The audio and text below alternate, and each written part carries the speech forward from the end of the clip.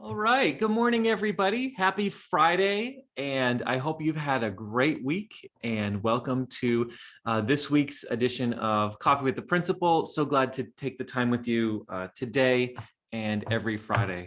So let's get right to it. Just as a reminder, you've joined the meeting muted. Feel free to use the chat box as needed. We are recording the meeting so we can share on our social media channels a little bit later for folks who aren't able to join us live.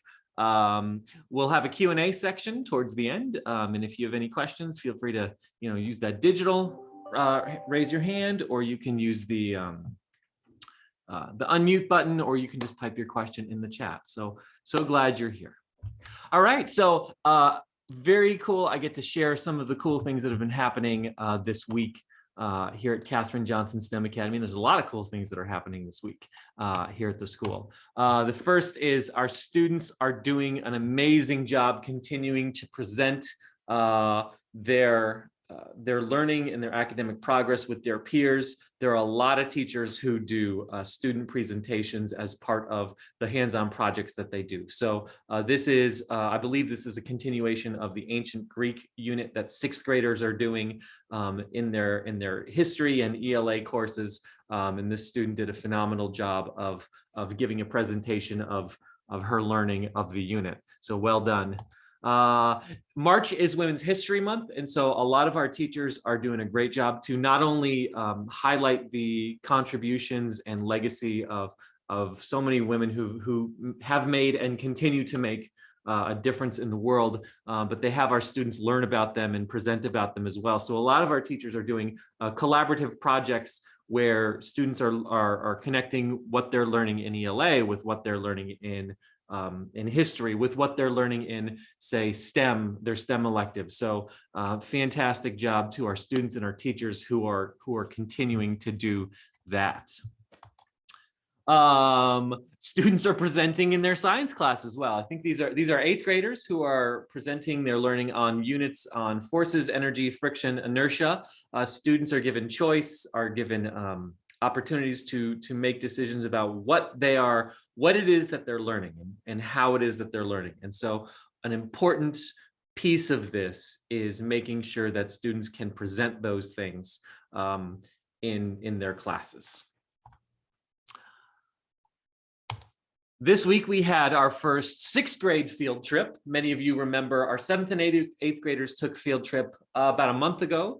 And this week, our sixth grade team led our sixth graders to a field trip of the Roundhouse Aquarium in Manhattan Beach. And a shout out to our whole sixth grade team who went on that trip, leading them. And this was a great chance to actually see hands-on the ecology, ocean science, and also how the impacts of pollution impact not just our oceans, but our whole ecosystem. So we were very excited to have students participate in that.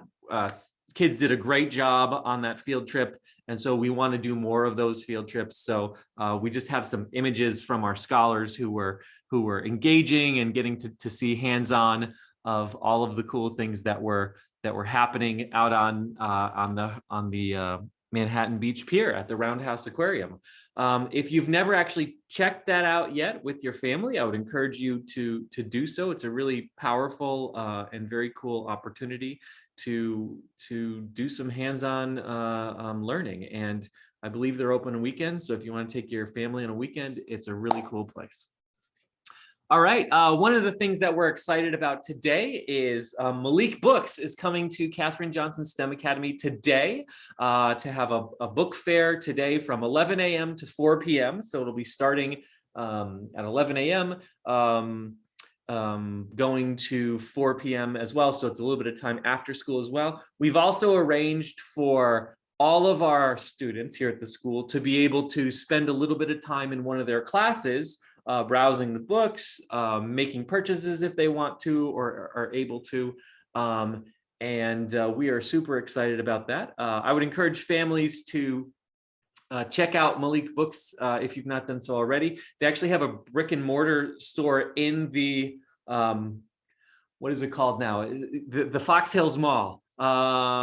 Westfield Culver City is what it's called now, but they've got a wonderful brick and mortar store there as well. So if you're ever in the area and want to check out some cool resources and some cool books, check that out with your family. All right. Some COVID updates. I will keep giving you these every week as things continue to update. Another week of 0 positive test results. So we continue to be at 0 for right now, I think 5 or 6 consecutive weeks. And as you can see, it's not only been 0 here for a long time, but in Westchester community of schools, which is about 13 schools in the area, there was only 1 in all of those schools. So that number is dramatically lower now than it was really at any point before. And in LA Unified, it dipped beneath 800 for the first time in months and months and months and months since the very beginning. So we continue to be thrilled that schools are not a place where transmission is happening, and it seems like it's going down everywhere as well. As you know, because of the lowering rates, there are various restrictions that are slowly getting lifted, and it can be sometimes confusing about what's happening in the city, what's happening in the county, what's happening in the state, and what's happening in LA Unified. And so I want to specifically address LA Unified because that's the world we're in. One of the things that LA Unified did, I think 2 weeks ago, was they made outdoor masking optional for all students. And that was about 2 weeks ago. And it's been interesting. And I don't know if you saw this, but here at Katherine Johnson STEM Academy, when we are outside during lunch, during wellness, before school, after school, there's still a large number of students who are choosing to wear their masks, and it's totally okay. One of the things, I don't know if you saw this, was an LATimes article from about 2 weeks ago with the headline, middle schoolers can finally take off their masks. I added the outside part because it's still just outside. And then it goes on to say why some don't really want to.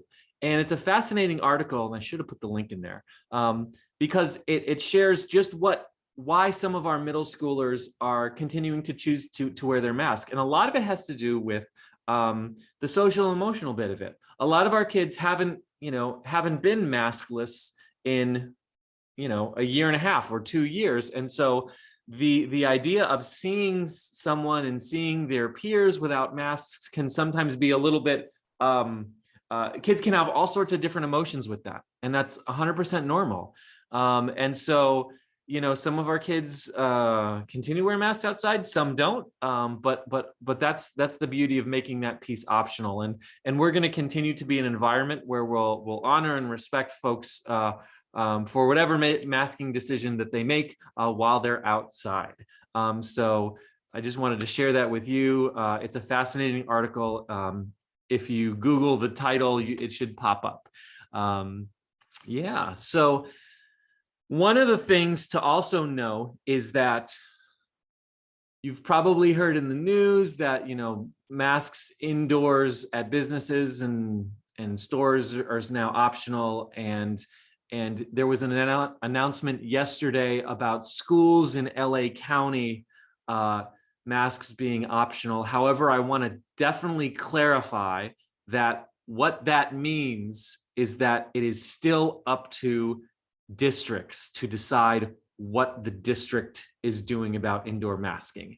And currently, LA Unified, including us, still has required indoor masking in place for all students, and staff members. So again, if that changes, you will hear it either directly from me or you will hear it from LA Unified directly. So again, no new changes this week, but I wanted to give you a little bit of context in the midst of all of the updated stories that are happening these days.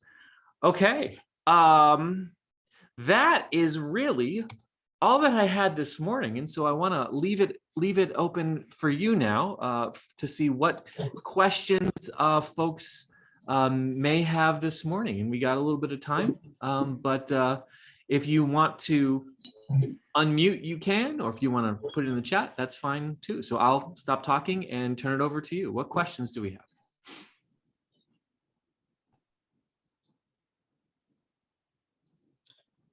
Hi, Mr. Hunsberger. Can you hear me? Yes, good morning. Good morning. This is Sean Simpson. Good morning. Thanks for joining us. Thank you. Thank you for having us. I had a question. As I understand, I have two questions actually. As I understand, there's been an influx in student fights on campus recently. I was just wondering what's being done to kind of combat that. Sure. And protect the other children so that it doesn't affect them. Sure. Great question. And my second question was, I had noticed when I was dropping my kids off or picking them up from school, there's a lot of cars that go through the stop sign in front of the school and or are making illegal turns Yep. that could jeopardize the safety of children. And what can be done to kind of combat that as well? Great questions. Thank you so much for those questions. Let me address the first one first. He said, an influx of fights. I want to clarify something. There hasn't been an influx of fights. There was one fight that happened between two students, I believe it was 2 weeks ago, in a classroom. The students had been arguing online on social media over a period of time. One student came into the classroom, wanted to continue that in person. The teacher did the right thing, and she had the rest of the students walk out of the classroom, and then she called for campus support. So we came and we were able to separate the students. Obviously, privacy laws don't permit me to give a whole lot of information, but what I can tell you is that, both students were disciplined in accordance with LAUSD policy to make sure that, certain inappropriate actions are not happening on campus or at school related events. And so, both were disciplined. That goes into students, permanent file. We follow that up with extensive meetings with families. Additionally, we determine what additional supports those students need in order to resolve whatever conflicts that they have. The question about other students is I will say that having other students see this stuff, we are aware of the impact of that, of just seeing it on them. And so what we try to do is we try to follow up and reinforce with all our students, what is expected behavior and what is appropriate to do. I will also say that one of the things that we have not just Katherine Johnson, but schools have noticed in general is that coming back from the pandemic, it's been really, for some kids, it's been really, really hard to relearn how to engage with each other. And so kids have been online and on their social media channels for 2 years. And so the skills that you develop interacting with each other and resolving issues in person haven't necessarily happened. And so this is where we really depend on our partnerships with our families and really, teaching our young people, and we reinforce it here at the school, how to use social media, how to appropriately deal with conflicts, how to be assertive but not aggressive, and making sure that. And so that one of the things that has definitely helped is our policy of not allowing cell phones onto campus. And so what we again continue to ask and require students to do is, when there is a conflict that they are not able to handle themselves, is to reach out to a staff member who can help address the issue, whether it is a discipline issue or whether it is a support issue. So that's how we handle it, and that's how we make sure that all kids are safe. Additionally, we, myself and our counselor and and our out of classroom staff are constantly, walking into classrooms, mostly because I love seeing great teaching, but also, just to get a sense of the room and to see what's happening. But one of the things that's true about middle schoolers is like once they leave campus or once they get their phones back at 3:46, it's really hard to monitor all that goes on. Last week, I'm not sure if you were here, Sean, but last week I shared a website, and I think it's called Common Sense Media. In addition to giving reviews of what is age appropriate media for kiddos, it also gives parents and schools tips on like how to actually like monitor cell phone and social media stuff with kids. So great question. Your second question was, remind me what your second question was again, Sean? So when I'm picking my kids up from school, The intersection. Yeah. Well, yesterday particularly, I saw 3 cars fly through that stop sign, which none of them had any type of, at the speed they were at, they couldn't have braked, and unfortunately, serious bodily harm would have been done to a child or staff or parent Right. Crossing the street. Yes. No, thank you for that. And I think you're right in that it is more like it is, it's safe as long as everyone drives appropriately. What makes it more challenging in the afternoons is that everyone's doing pickup all at the same time versus in the mornings when it's, staggered throughout. Mhm. Couple of the things that we've done, we do have Miss Toro out there, and our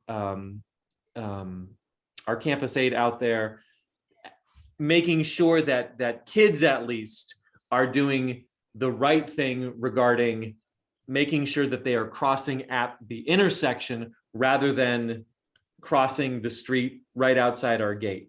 One of the things that's probably the biggest thing.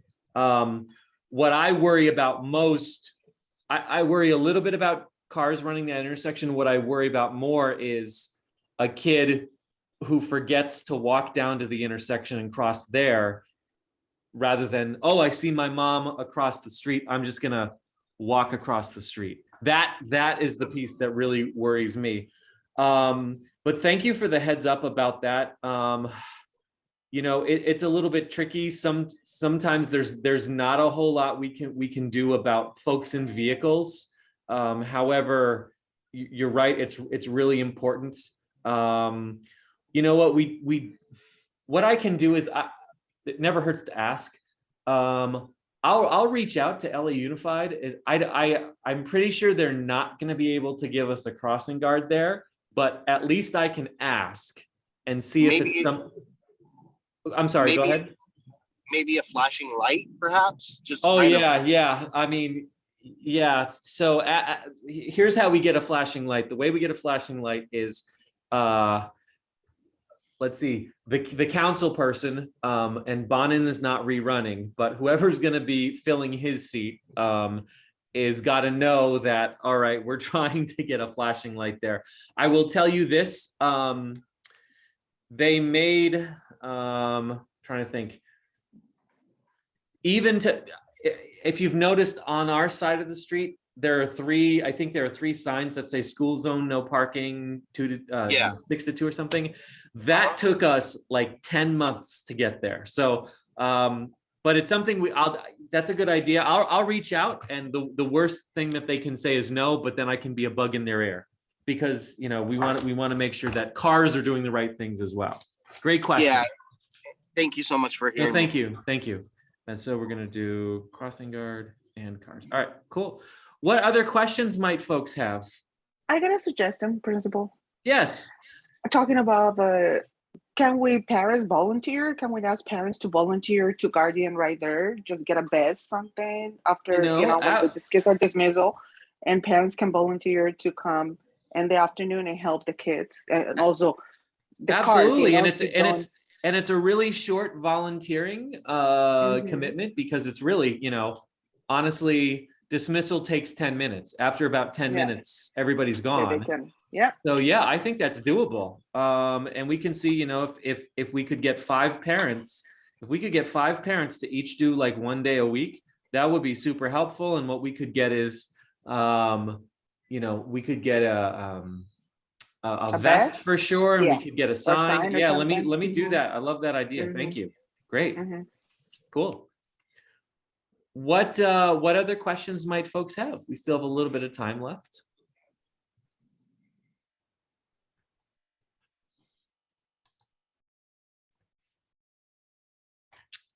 Go ahead, Arista. Hang on one second. There you go. Okay. Do they have free dress? Because No. Okay, because one day, I guess a lot of the kids were out of uniform, and Maddie was like, "Well, Mom, today was free dress," and she was like, "Said that they posted." I said, "Well, Maddie, I didn't get no type of alert or anything." Here, right. So here's, there's never. So let me clarify some things. One is, there's never free dress unless we say so. And the place that we have been putting those when we do have free dress or a themed day is we've been putting those as events on Class Dojo. Kind of like this Coffee with the Principal is an event on Class Dojo. Our minimum days next week are events on Class Dojo. Any days where different attire is acceptable is on Class Dojo. The one exception to that is Fridays, in which a student may optionally wear regular pants, but a college t-shirt or sweatshirt or something like that. So if your kid says, hey, tomorrow's free dress day, don't believe them until you look on Class Dojo and find out. And honestly, I'll tell you this too. Our phones open at 7:30 in the morning, and you can also send Class Dojo messages to staff members like me. And because we don't start till 8:45, I've had family members in the past send me a Class Dojo message at 7:45, 8 o'clock, say, is there free dress today? And I'm able to quickly say, nope, there's not.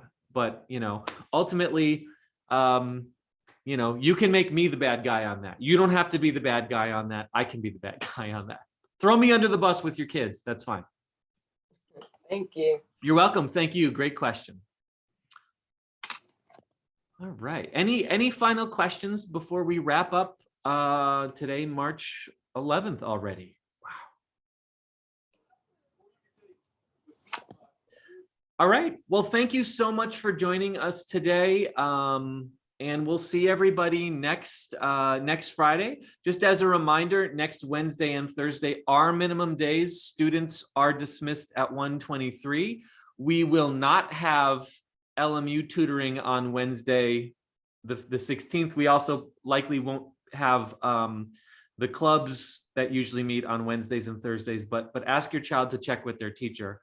And then the Beyond the Bell program will start at 1:23 on those 2 days. So if your child participates in Beyond the Bell, they can just go right there right after school. Oh, Arista, any other question? Go ahead. Yeah, well, regarding that, but isn't Westchester still closed? So how will we be able to, if say we pick our child up early, but not before Westchester gets out? What I would say then is just pick them up here up front. Okay. Because what time does Westchester get out? They get out, I think, at 3. Okay. And then about the tutoring, who do I contact? And is it multiple tutors or is it just one tutor per subject?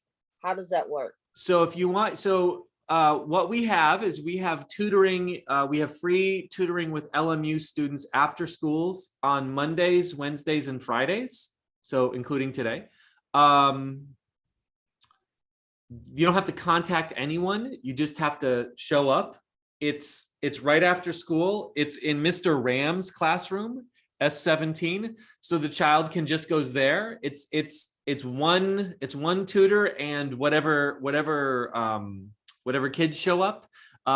It hasn't been incredibly highly attended so far. So now's a good time to kind of get started on that, particularly if there's some additional makeup work that your child needs to catch up on, something like that. So great question. And it's for all subjects? All subjects, all subjects. These are very talented LMU tutors. Okay, thank you. You're welcome. Okay. Have a great Friday, everyone. Have a great weekend, and we'll see you all next week. Bye-bye. Bye-bye.